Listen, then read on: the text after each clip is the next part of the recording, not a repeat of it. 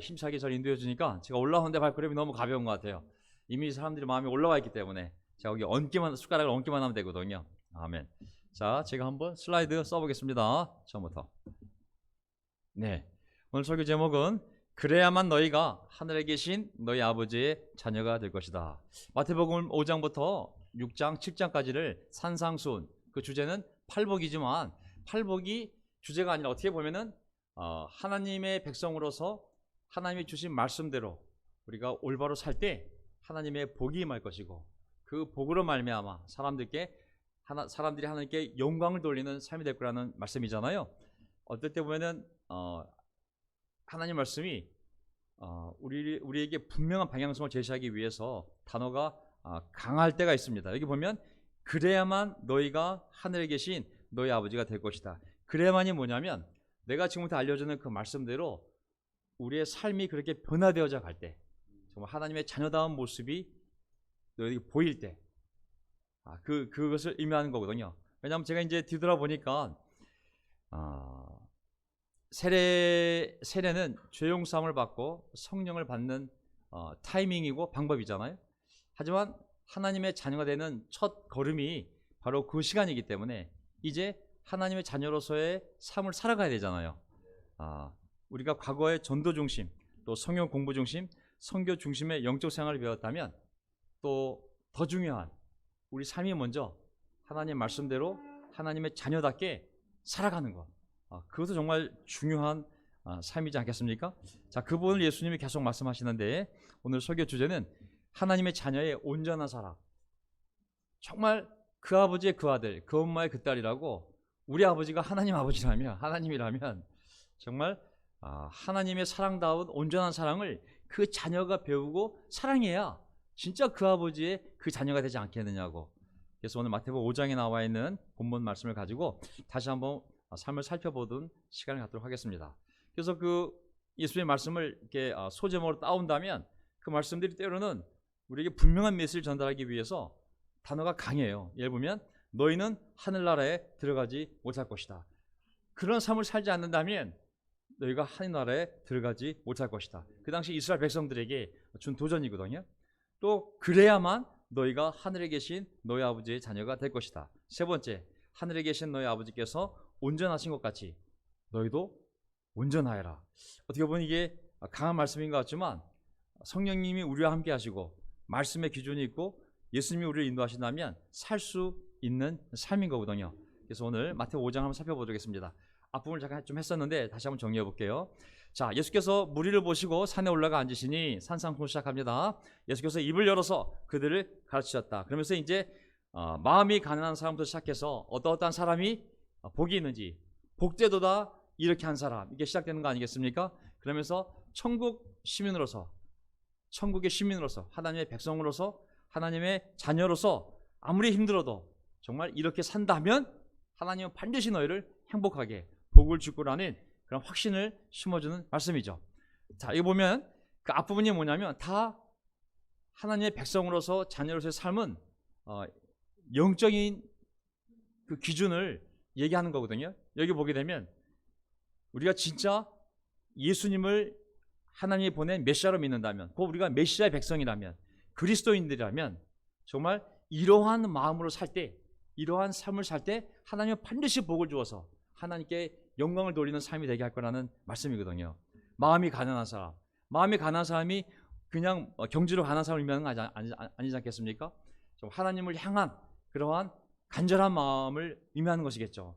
또 슬퍼하는 사람, 세상을 보고 하나님을 모르는 사람들을 향하여, 또 자기의 영적 상태를 보고 정말 슬퍼하는 사람, 또 온유한 사람은 하나님의 말씀에 순종하는 어린애 같은 마음을 가진 사람, 또 옳은 일에 하나님의 공의에 굶주리고 또 하나님의 그 의로운 삶에 목마른 사람, 또 하나님의 자비의 마음을 닮아서 그 자비를 베푸려는 사람, 또 하나님의 말씀으로 자기 삶을 정결하게 해서 마음이 깨끗한 사람, 그리고 하나님이 이 땅에 평화를 주시기를 원하시는 분이므로 우리도 마찬가지로 이 세상에 평화를 위하여 피스메이커로서 살려고 하는 사람, 더 나아가서 하나님의 공의를 위하여 내 마음속에 정말 옳은 일 하다가 박해를 받는 사람, 이런 사람들이 복이 있다고 말씀하신 거거든요. 이 모든 게 다 하나님과 하나님의 나라와 하나님의 공의와 관련되어 있는 것들이잖아요. 그러니까 하나님의 복은 이렇게 사는 사람들에게 오는 것일 뿐만 아니라 이렇게 살도록 하나님이 또한 복을 주신다는 것을 우리에게 알려준다고 저는 믿습니다. 아멘. 그렇게 살기 때문에 또한 복을 주시지만 그렇게 살아갈 수 있도록 하나님이 우리에게 복을 주시는 것을 또한 믿습니다.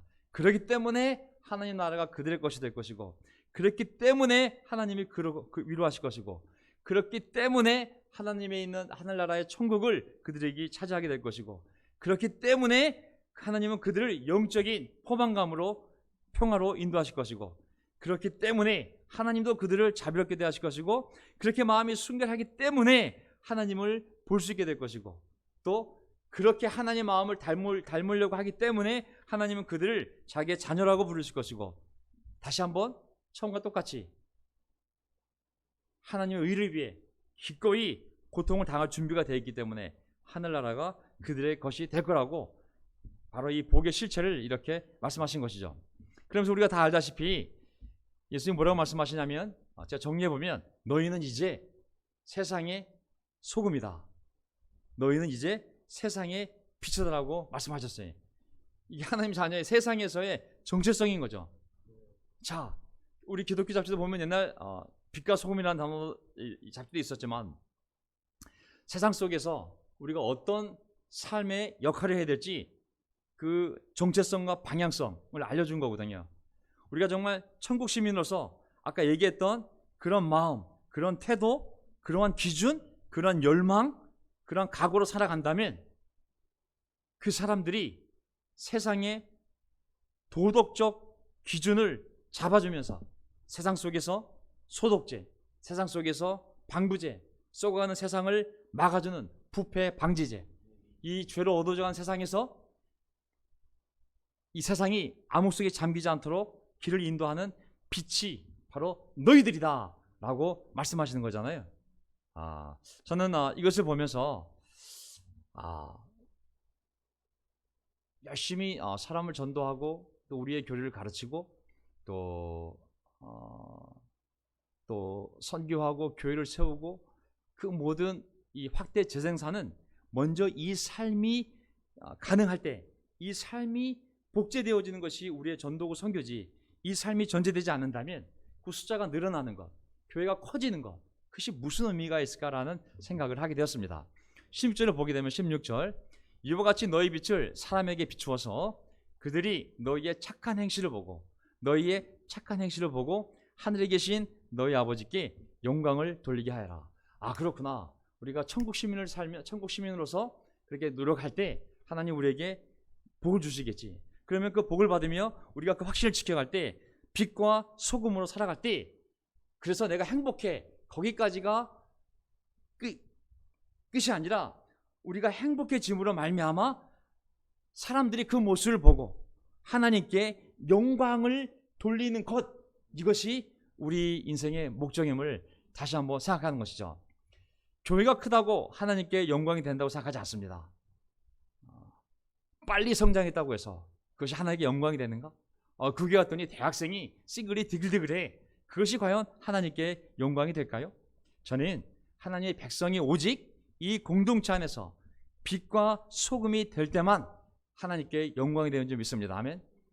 교회의 양의 문제가 아니라 교회의 질이 더 중요하다고 성경은 얘기한다고 저는 믿습니다. 인간 공동체 안에서 빛과 소금으로 살아갈 때 하나님께서 영광을 받으시는 것이지, 우리의 교회가 얼마나 큰지, 얼마나 빨리 성장했는지, 얼마나 많은 젊은 사람이 있는지가 하나님께 영광이 되는 것이 아니라고 저는 믿습니다. 복을 받고 잘 살다가, 행복하게 잘 살다가 죽었어, 이것이 우리 인생의 마침표가 아니라 그 사람을 통하여 그 사람이 빛과 소금이 되어서, 물론 그들 복을 받겠지만 사람들이 그 모습을 보고 하나님께 영광을 돌릴 때, 그것이 바로 인생의 목적인 줄 믿습니다. 아멘. 하나님이 인간을 창조하실 때 창세기에 삼위 하나님께서, 성자, 성부, 성령께서 그 사랑이 흘러넘쳐서, 그들의 사랑이 이 세상을 흘러넘쳐서 그들의 모습을 닮은, 우리의 모습을 닮은, 우리의 형상을 닮은 인간을 창조하셨지만, 그 창조한 동기는 사랑이지만 그 창조의 목적은 하나님께서 영광을 받기 위함이 아니겠습니까? 그렇기 때문에 이 교회 설립 목적도 하나님이 영광을 받기 위함이지, 나는 그저 너희들이 행복하기만을 바래, 그냥 우리가 행복하게 사는 자체만이 이 우리를 창조하시고 이 교회를 세운 목적이 아니라, 하나님께서 궁극적으로 영광을 받을 때 그것이 바로 인간을 창조한 목적이 성취되는 것이요, 교회를 세운 하나님의 목적이, 우리가 세례받은 그 목적이 성취되는 줄 믿습니다. 아멘. 그래서 그 반대의 경우는 구약 예언자들도 항상 얘기했지만 바로 너희들 때문에 하나님의 이름이 모욕을 당한다라고 그들에게 도전을 주었거든요. 우리의 삶이 하나님께 영광을 돌리는 삶인지, 아니면 우리를 통해서 하나님의 이름이 먹칠을 당하는지, 그것이 바로 유대의 백성들에게, 하나님의 백성들에게 준 도전이었거든요. 저는 20절을 보게 되면, 자, 보세요. 내가 너에게 말한다. 너희의 의가 율법학자들과 바리새파 사람들의 의보다 낫지 않으면, 그 당시에 가장 의롭다고 여기는 사람들, 우리는 하나님께 구원받을 만한 충분한 의가 있는 사람이야, 믿음에서 삶에서 라고 주장했던 최고의 종교적 리더십이 율법학자들과 바리새파 사람들인데, 그들의 의보다 낫지 않으면 너희는 하늘나라에 들어가지 못할 것이다. 이게 제가 첫 번째 소제목이었잖아요. 굉장히 강하잖아요. 이게 하나님의 백성들 모아놓고 하신 말씀이 그 당시 최고의 의롭다고 여기는 사람이었던 율법학자들과 바리새파 사람들의 의로움보다, 이 영어로 보세요. surpass, exceed잖아요. 이거 뭐냐면 그냥 better, 좀 더 낫다는 것이 아니라 어떤 차원을 넘어가지 않으면, 그들과 다른 차원이 되지 않으면, 그들 단계보다 더 높은 한 단계 더 올라가지 않으면 너희는 하늘나라에 들어가지 못할 것이다. 야, 이거 굉장히 강한, 이게 예수님이 빈말로 하신 것은 아닐 거고. 자, 유대인들은 사실 지난번에도 설명을 드렸지만 우리가 다 알고 있는 또 상식적인 내용이지만, 유대인들은 철저하게 그 형식들을, 율법 형식을 지켰지만 그들이 정말 지켜야 될 더 중요한 율법의 정신을 놓친 거였잖아요. 그들이 정말 자질구레한, 성경에도 없는 그 자질구레한 식물의 11조도 지켰지만, 하지만 그 정신, 율법의 정신인 사랑, 하나님의 공의, 그런 자비들은 잊어버린 채 했냐 안 했냐, 그런 철저한 문자적인 형식에 얽매인 삶을 살았을 때, 그들의 주장하는 그 의보다는 더 놀라운 한 단계 위에 의로움이 있어야 너희가 하늘나라에 들어갈 수 있는데, 그 의는 물론 예수님을 믿음에서 오는 그냥 거저 얻는 예수님의 의도 있지만, 하지만 우리 삶에서 율법의 정신에 따라 아까 말씀드린 것처럼 빛과 소금으로서의 삶을 살아가는 의로움이 있을 때 바로 너희가 하늘나라에 들어갈 수 있다고 말씀하신 거거든요. 왜냐하면 저는 본문을 보면서 얘기할까요? 자, 이제 빛과 소금의 삶, 정말 하나님의 백성이 그 당시에 율법학자나 서기관들의 의보다 더 뛰어난 의가 있어야 하늘나라 들어갈 수 있는데, 과연 그러한 의로운 삶은 무엇인지를 이제 예수님이 하나하나 설명하시는 거거든요. 왜냐하면 유대인들의 그 열정과 그 율법에 대한 그 열정은 엄청난 거거든요. 사실 우리가 다 알다시피 그들은 율법을 지키는 거라면 목숨을 버릴 정도였잖아요. 정말 그 안식일을 지키기 위해서 움직임 자체를 못 움직이게 규정을 해버렸잖아요. 그들의 그 철저하게 율법을 지키려는 정신은 우리가 그 정신에 아마 10분의 1도 못 따라갈 거예요. 그들은 자신의 목숨만이 아니라 자신의 죽음의 목숨을 보고서도 율법을 따르겠다는 그런 굉장한 열정이 있는 사람이었거든요. 하지만 예수님은 그 의보다 더 한 단계 더 위에 의가 있어야지만 너희가 하늘나라에 들어갔다고 생각하면, 그들의 의는 분명히 문제가 있는 의로움이었던 거죠. 그냥 자기들의 의로움이었던 거죠. 자, 이제 예수님이 얘기하는 그 의로운 삶이 뭐냐면, 빛과 소금으로서의 참된 의로운 삶은 뭐냐면, 첫째는 죄입니다. 죄. 29절. 너의 오른 눈이 너로 하여금 죄를 짓게 하거든 빼서 내버려라. 신체의 한 부분을 잃는 것이 온몸이 지옥에 던져지는 것보다 더 낫다. 네 오른손이 너로 하여금 죄를 짓게 하거든 찍어서 내버려라. 신체의 한 부분을 잃는 것이 온몸이 지옥에 던지는 것보다 더 낫다. 죄와 단절된 삶인 거거든요. 이 빛과 소금의 삶은 먼저 우리 삶이 죄와 완전히 단호하게 단절된 삶임을 알 수가 있습니다. 왜냐하면 예수라는 이름 자체가 하나님이 구원하신다. 누구를? 자기 백성을. 뭐로부터? 죄로부터. 하나님이 자기 백성을 죄로부터 구원하신다. 그 이름 자체가 바로 하나님의 아들 메시아 이름이 바로 예수잖아요. 마귀 죄를 짓게 하는 자, 예수 죄로부터 구원하는 자. 근데 어떻게 빛과 소금이 죄를 지을 수 있겠습니까? 예수님의 제자들은 죄의 문제들을 철저하게 단호하게 해결해야 한다는 점을 예수님이 분명히 하셨거든요. 아주 단호한 결단으로서 그냥 죄를 아주 근절하고 멀리하는 것. 그것이 바로 빛과 소금의 삶이요, 바로 바리새파 율법학자들의 의를 능가하는 바로 하나님 나라에 들어갈 수 있는 의라고 예수님이 말씀하신 것이죠. 유대인들이 하나님을 잘 믿지만 그때나 지금이나 얼마나 고집세고 교만스럽습니까? 죄가 너무 많아요. 사실은 이게 하나님을 잘 믿는다고 해서 죄가 없는 것이 아닌 거거든요. 진짜 중요한 것은 그 죄에 대한 확신을 갖고 죄를 멀리하는 것이 신앙의 시작인데, 잘못하면 우상과 예수님을 함께 섬기듯이 죄를 가지고 하나님을 섬기는 삶을 살 수가 있거든요. 예수님은 첫 번째 그것부터 확 단절시키는 거거든요. 절대로 빛과 소금은, 천국에 들어가는 삶, 의는 이 죄랑 함께 가는 삶이 돼서 단절해야 한다고. 보세요. 아담과 하와는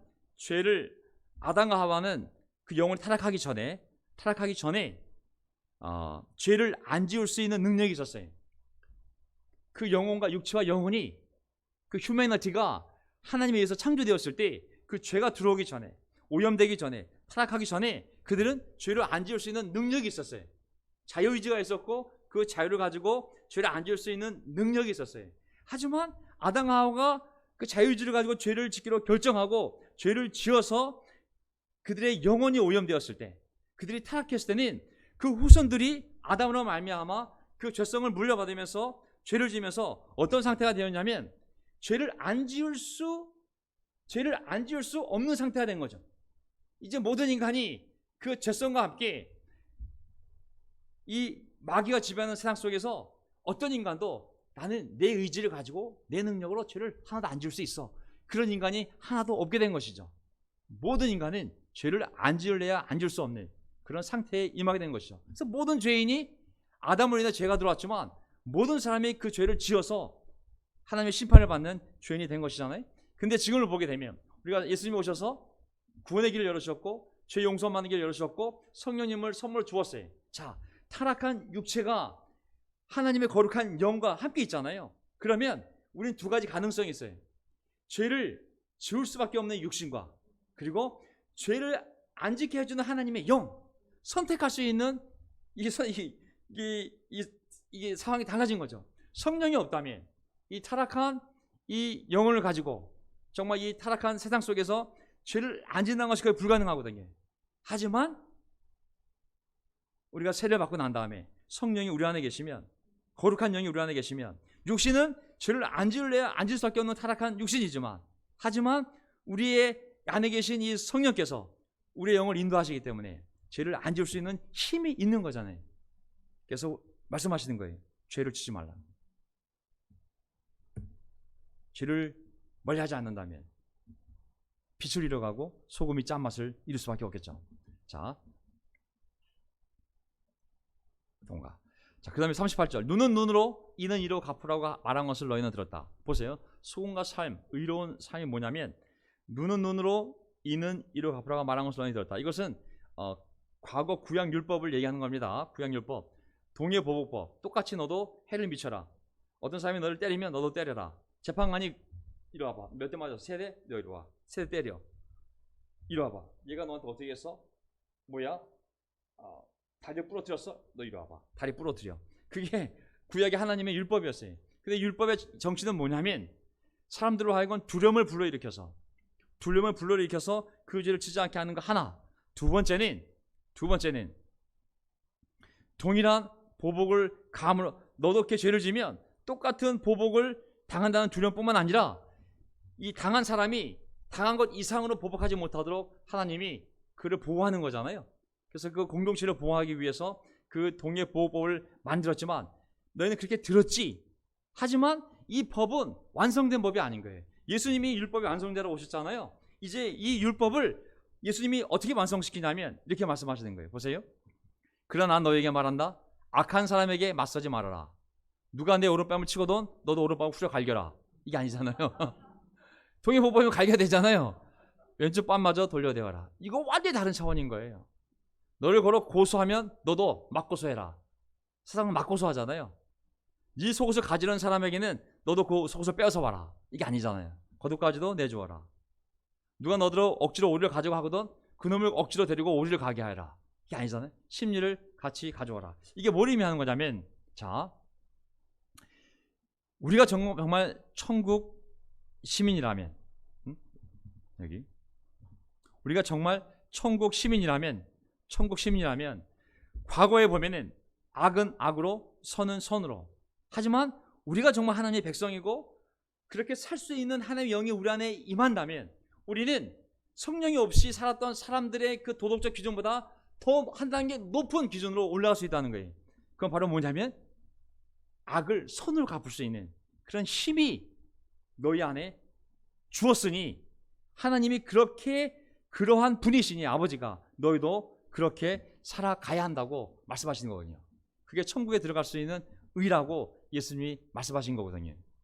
성령이 임하면 우리가 육적인 수준에서의 도덕적 수준이 아니라 영적인 수준에서 하나님의 마음으로 하나님의 기준으로 사람들 사이에서 살 수 있는 힘이 우리 안에 있기 때문에 우리가 결정하면 그 의지가 있다면 그럴 힘을 하나님이 주시기 때문에 우리가 그렇게 살아갈 수 있다는 것입니다. 하면 사람들이 그걸 보면 놀라지 않겠습니까? 이야, 보통 사람들은 아무리 선해도 그냥 악은 악으로 선은 선으로 갚는 정도인데 이 사람은 악을 선으로 갚네.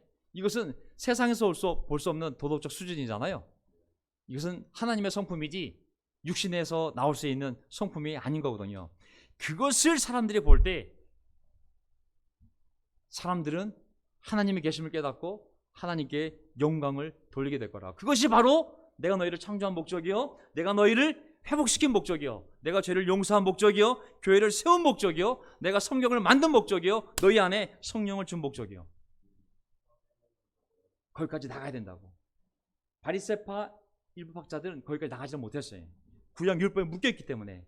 하지만 그 율법의 완성자이신 예수님은 율법의 정신까지 우리를 끌어올려서, 형식이 아니라 하나님의 마음까지 끌어올려서 그렇게 우리가 살아간다면 하나님께 영광이 될 거라고. 그 영광을 받게 하는 것이 바로 하나님의 백성의 창조 목적이라고. 그렇게 살 때 하나님이 팔복 복을 주실 것이며 그렇게 살 수 있도록 또한 하나님이 복을 주실 것이라고. 그걸 믿고 기뻐하라고. 아무리 힘들어도 그 말씀을 하신 거거든요. 보세요. 이제 더 끌어올립니다. 한 단계 더 바리새파 율법학자보다도 더 한 단계 높은 하나님의 의는 어떤 수준이냐면 43절. 내 이웃을 사랑하고 내 원수를 미워하라고 말한 것을 너희는 들었다. 이게 레위기 19장에 나와 있는 율법이에요. 하나님의 율법. 네 이웃을 사랑하고 사랑하라고. 하지만 원수는 미워하라고. 거기까지 너희가 들었다고. 하지만 나는 너에게 말한다. 율법의 완성자가 왔습니다. 너희 원수를 사랑하고 너희를 박해하는 사람을 위하여 기도하여라. 그래야만 너희가 하늘에 계신 너희 아버지의 자녀가 될 것이다. 야, 이거 정말 더 나가지 않습니까? 더.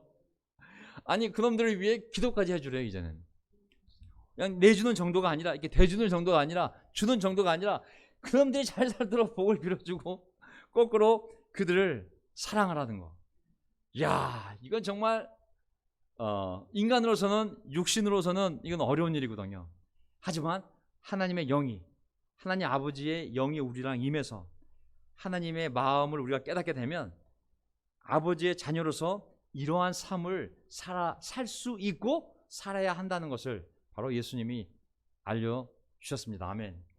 아버지의 성품을 닮아서 이렇게 살아가야 한다고 예수님이 말씀하셨는데, 이렇게 되지 않으면 너희가 하나님의 자녀가 될 수가 없고, 너희가 하나님의 자녀가 될 수 없는데 어떻게 하나님 나라에 들어갈 수 있는지. 우리는 그래서 보면 우리가 교리적인 삶인데, 회개하고 예수를 믿고 회개하고 예수님을 주님 고백하고 세례 받으면 구원받는다. 여기서 끝나요, 사실은. 그리고 열심히 너 제자니까 제자 삼아야 되고 제자 훈련 줘야 되고 가서 또 제자를 만들라고. 가서 복음을 전하고 선교하고 또 멀티플라이 하라고. 근데 저는 그 논리보다는 우리가 먼저 우리 삶이 이렇게 먼저 하나님의 마음을 닮아서 성령님의 도움을 받아 이러한 단계의 의로운 삶으로 나아가는 것, 이것이 정말 하나님의 백성에게 원하는, 교회에게 원하는 하나님의 마음이라 믿습니다. 이게 바로 구약의 선지자들이 하나님의 공의, 하나님의 자비, 하나님의 정의, 미슈파트, 체다카, 라함 다 말씀드렸다시피 바로 이것이 하나님의 율법의 정신이고 하나님의 제사를 원하는 것이 아니라 자비를 원한다고. 너희 안에 가난한 사람이 없도록, 배고픈 사람이 없도록, 나가 외롭지 않도록, 소외되지 않도록 그들을 돌보라고, 사랑하라고, 불쌍히 여기라고. 이게 하나님의 마음이고 율법의 정신이라고. 그게 안 되면 하나님이 너에게 주는 복을 다 회수할 거라고. 11조 3년에 한 번씩 걷어서, 11조란 정의는 뭐냐면 3년에 한 번씩 걷어서 10분의 1을 그것을 가지고 너희 안에 있는 가난한 사람들 다 먹이라고. 다 하나님의 공의, 하나님의 자비의 실천이잖아요. 그게 되면 너희가 복을 받을 거라고. 그걸 안 하면 다 복을 회수할 거라고. 아까 팔복도 마찬가지잖아요. 이렇게 하면 복을 줄 거라고. 근데 이렇게 하면이 뭐겠어요? 다 하나님의 마음, 하나님의 성품, 하나님의 나라, 하나님의 뜻, 다 하나님과 관련된 것들이잖아요. 그래서 저는 이 멋있는 문구가 있어서 제가 주석서에서 그냥 가지고 왔어요. 보세요. 의로 인하여 핍박을 받는 것은 자신을 예언자 계열 위에 놓는 것이다. 그러나 핍박하는 자를 위하여 기도하고 축복하는 것은 자신을 하나님의 성품의 연장 위에 놓는 것이다. 아멘. 무슨 말인지 알겠습니까? 핍박을 참아내는 것, 그것은 예언자들이 하던 삶이라고.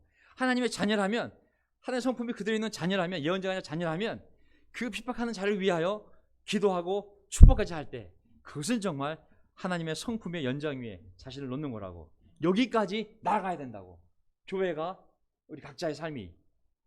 야, 저는 여기에 도전을 받고 저는 이런 걸 볼 때마다 제 삶을 뒤돌아보면서 많이 깨닫게 됩니다. 열심히 달려왔지만 저는 20년 동안 이 교회에 와서 내가 놓친 것이 무엇인가. 우리 각자 다 열심히 살아왔지만 어느 한 분 열심히 안 사는 사람이 누가 있겠어요? 이 방송을 듣는 우리 싱글들, 또 우리 장년부 어르신들, 또 우리 어머니 아버님들 뿐만 아니라 우리 결혼부들 얼마나 열심히 달려왔습니까? 우리 자녀보다도, 우리 부모님보다도 영적인 가족을 앞세우면서 정말 그 많은 헌금, 또 그 많은 시간, 그 많은 희생을 하면서 우리가 열심히 이 나라를 위해 달려오지 않았습니까? 하지만 또 내 삶을 뒤돌아보면서 내가 무엇을 향하여 달려왔는가 좀 생각해 보게 되거든요. 여기서 보세요. 선을 악으로 갚는 것은 악마적이죠. 악마예요. 선을 선으로 갚는 것은. 선을 선으로 갚는 것이 인간적이라면, 그냥 착한 인간도, 세상에 사는 줄 모르는 인간도 선을 선으로 갚는 것을 얘기하잖아요. 세상의 도덕으로서, 윤리로서. 하지만 악을 선으로 갚는 것은 신적인 것이라고. 이건 하나님의 성품이 있는 사람만이 할 수 있는 거거든요. 근데 예수님은 2번을 원하는 것이 아니에요. 3번을 얘기하는 거예요. 3번. 세 번째를. 여기까지 나아가야 그것이 바리새파와 율법학자를 능가하는 의로운 삶인 거라고. 그 의로운 삶이 있을 때 우리가 하나님의 자녀가 되는 것이며 아버지의 성품을 닮은 것이며 그들이 바로 하늘나라에 들어갈 수 있는 거라고. 여기까지 나가야 한다는 거거든요. 저는 뒤돌아보았을 때 내가 전도를 하고 선교를 할 열정이 있었는지 모르겠지만 내가 이런 성품을 담기 위해서 내 자신을 부인하고 싸웠던 그러한 부족이 부족했구나 라는 생각을 절실히 하게 되었습니다. 아멘. 이것은 내 가족 안에서도 마찬가지인 거예요. 우리가 가족 안에서 갈등이 일어났을 때 과연 내 자신을 부인하고 하나님의 이 말씀 때문에 내가 교회를 위해서 막 더 많은 희생을 하고 형제자매들을 위해서 막 더 많은 희생을 하고 막 사람 구원하기 위해서 막 10통의 전화를 하고 밥을 사주고 막 그런 희생도 좋지만 더 근본적으로 하나님의 성품을 가지고 가장 가까운 배우자와 관계 속에서, 가장 가까운 내 부모님과 내 동기들과 내 친척 안에서, 가장 가까운 직장 안에서 내가 이런 성품을 발휘하여 과연 빛과 소금으로서 사람들이 그 모습을 보고 야, 저 사람 안에 하나님이 있구나. 저런 성품은 그냥 착한 것이 아니라 하나님이 있지 않으면 저기 살 수가 없는데 하나님께 영광을 돌리는 삶이었는지 아주 부끄러워지더라고요. 제가 요즘 많이 바뀌고 있습니다. 기도 내용도 바뀌고 있고 내 삶의 방향도, 에너지도 요즘 많이 바뀌어가고 있어요. 자, 여기 보세요. 더 나갑니다. 교회에 대한 도전이고 백성들에 대한, 그 당시 이스라엘 백성들의 도전이에요. 하나님 아버지께서는 악한 사람에게나 선한 사람에게나 똑같이 해를 떠오르게 하시고, 악한 사람에게나 선한 사람에게나 똑같이 해를 떠오르게 하시고, 의로운 사람에게나 불의한 사람에게나 똑같이 비를 내려주신다. 똑같이 비를. 의로운 사람, 불의한 사람. 너희를 사랑하는 사람, 너희가 사랑하면 무슨 상을 받겠느냐? 너희를 잘 대해준 사람을 너희가 사랑하는 것은 그는 너를 사랑하는 건 똑같은 거라고. 그냥 네가 너를 사랑하니까 너를 좋아하는 사람을 사랑하는 거라고. 그건 자기의 연장이라는 거예요. 그냥 누구든지 할 수 있다는 거예요. 세리도 그만큼은 너희들이 인간 취급도 안 하는 가장 낮은 수준의 삶을 사는 세리도 그만큼 하지 않느냐. 너희가 너희 형제들에게만 인사를 하면서 지내면 남보다, 이방 사람들보다 나을 것이 무엇이냐? 이방 사람들도 그만큼은 하지 않느냐. 이걸 보면 너희가 메시아 공동체라면, 그리스도 공동체라면, 하나님의 백성이요, 예수님의 제자요, 그리고 하나님의 성전이, 하나님의 영이 거하는 성전이라면, 참말 하나님의 천국 시민이라면 분명한 세상과 다름이 있었죠. 세상과 분명한 다름, 거룩한 다름이 있을 수밖에 없다고. 있어야만 된다고. 다르지 않다면 이게 이방인과 다를 게 뭐가 있냐고. 너희나 세리나 다를 게 뭐가 있냐고. 그 정도 수준의 의로운 삶은 세리도 할 줄 알고 이방 사람들도 하는 거라고. 근데 하나님을 보라고. 하나님은 의로운 사람, 불의한 사람들, 불의하다는 것은 하나님을 안 믿는 사람이잖아요. 하지만 그들에게도 비를 내려주시고 악한 사람에게도 해를 떠오르게 하시는 것이 하나님 아니냐고. 너희들의 사랑이 인간적인 사랑인지, 그냥 인간적인 본능적인 사랑인지, 하나님의 성품에서 오는 사랑인지를 다시 한번 살펴보라고. 저는 정말 이런 구절들을 보면서 교회의 본질, 신앙의 본질이 무엇인가를 다시 한번 생각하게 되거든요. 우리의 에너지를, 우리의 시간을 어디에 쏟아야 될지, 전도하는데, 서영 공부하는 데가 아니라 우리 삶이 이렇게 갈 수 있도록, 내 삶이 이렇게 내 가족 안에서부터 내 부모 관계, 또 내 동기들 관계 안에서 이렇게 되도록 여기다가 내 삶의 방향을 정해야 되는 것이 아닌가. 그것이 성취되었을 때 사람들은 그 모습을 보고 내 안에 있는 하나님을 볼 거고, 그 하나님에 대한 관심을 가질 거고, 그리고 하나님께 나오려는 동기가 생기고, 그것이 바로 전도요, 선교가 아닌가 라는 생각을 아주 본질적인 수준에서 다시 한번 해보게 됩니다. 아멘. 저는 많이 생각해보고 있습니다. 진짜. 왜냐하면 그래서 결론이거든요. 그러므로 하늘에 계신 너희 아버지께서 온전하신 것 같이 너희도 온전하여라. 하나님이 온전하신 것처럼, 하나님의 사랑이 온전한 것처럼 너희들의 사랑도 하나님의 성품을 닮아 그렇게 살라고. 저는 만약에 우리 교회가, 세상 교회도 마찬가지고, 제가 함부로 다른 교회를 판단할 일도 아니요, 내가 경험한 내 신앙 안에서만 판단할 일이지, 남의 신앙과 하나님이 세운 교회를 함부로 판단할 일이 아니지만, 만약에 기독교 공동체가 그 무서운 교리를 세워놓고, 교리라는 것은 피할 수가 없거든요. 교리라는 것은 하나님의 말씀에 중요한 가르침을 정리해 놓은 거기 때문에 교리가 나쁜 것은 아닙니다. 하지만 교리적이 될 때 문제가 되는 거거든요. 하나님의 말씀을 잘 정리해 놓은 것이기 때문에 교리, 결국 가르침이고 독트린이거든요. 이것이 오시는 하나님의 말씀 아무리 읽어도 잘 몰라요. 근데 그것을 잘 정리해 놓았을 때, 교리로 정리해 놓았을 때 더 빨리 하나님의 뜻을, 마음을 이해할 수 있기 때문에 교리는 나쁜 것이 아닙니다. 모든 교회가 교리가 있어요. 모든 교회들이 장로교 교리, 감리교 교리, 침례 교리, 국제그리스도교회 교리, 전통그리스도교회 교리, 카톨릭 교리, 어느 교회든 어떤 운동이든 다 자기 교리가 있어요.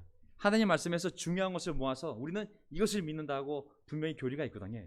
근데 교리적이 되면 위험한 것이 뭐냐면, 정말 성경에 얘기하는 것은 뭐냐면, 그런 교리를 만들면서 사람은 실수하는 게 뭐냐면, 그 교리를 가르치면서 그 사람이 하나님의 백성으로서의 삶을 살도록 도와주는 것이 아니라 우리 공동체의 한 멤버가 되도록 그 교리를 가르칠 수가 있어요.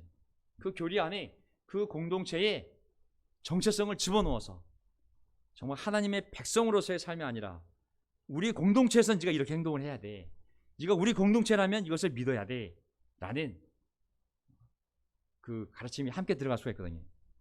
그러니까 우리의 이 도덕적과 이 삶의 수준이 교파 수준, 교회 수준, 운동 수준이 아니라 하나님의 성품의 수준까지 올라가야 되는데, 우리가 사람들의 이 도덕적 수준을 하나님의 성품까지 끌어올리는 것이 아니라 우리 운동의 수준으로 묶는데 낮아진 것이 아닌가라는 생각을 저는 하게 되었습니다. 뭐 교만한 판단인지 모르겠지만 한국 기독교가 교회 목사들이 이렇게 한 사람 한 사람을 하나님의 성품을 닮은 사람으로 만들어놨다면 오늘날까지 기독교가 그런 엄청난 욕을 먹지는 않겠죠. 하나님을 이용해서 복을 받으려는, 그들이 행복하게 잘 살았다, 하나님을 믿어 복을 받아 행복하게 잘 살았다가 기승전결이 아니라 그들이 빛과 소금이 되어 하나님의 복을 받아 결국은 그들도 행복했지만 하나님께 영광을 돌렸다가, 그게 삶의 정체성인데, 저는 한국의 기복적인 신앙이 바로 잘못된 교리, 하나님 백성이 살아야 할 교리를 너랑 똑같은 제자를 만들고 전도하고 성경 공부하고 세례주고 또 전도하고 세례주고, 그것이 목적이 아니라 그것은 하나의 결과론인 거고, 우리가 먼저 하나님의 성품을 갖고 이런 온전한 사랑을 가족 안에서 또 우리 직장 안에서 그리고 우리 관계 안에서 우리의 친척들 안에서 해나갈 때 바로 그것이 빛과 소금의 삶이 되어 사람들이 그 빛을 보고 하나님께 영광을 돌릴 때 바로 그 축복으로 우리도 행복해지고, 그리고 우리의 삶을 보고 사람들이 하나님께 관심을 갖고 하나님 안에 들어오게 될 때, 교회 안에 들어오게 될 때, 그것이 바로 강력한 전도가 되어서 교회의 부흥이 일어나는 것이 아닐까. 이것이 바로 마태복음 5장에 나와 있는 말씀드립니다. 아멘. 그래서 저는 이 부분을 보면서 다시 제 삶을 다시 재정립하고 있어요. 어떻게 교회를 성장시킬까? 어떻게 사람을 교회에 데려올 수가 있지? 어떻게 사람들에게 인스파이어를 줘서 그들이 사람을 초대할 수 있는 확신이 생길까? 이게 아니라 우리가 어떻게 하나님의 성품을 닮아 우리 각자가 자기 가정 안에서 자기 부모님에게, 자기 배우자에게, 자기 친척들에게 어떻게 하나님의 성품을 닮은 그러한 의로운 삶을 보여서 사람들이 그 모습을 보고 우리 안으로 들어올 동기가 생길까? 저는 이것이 저의 1번이 되었고 그 방향으로 제 삶을 다시 정립해 가고 있습니다. 아멘. 자, 오늘 여기까지가 하나님의 말씀이었고요.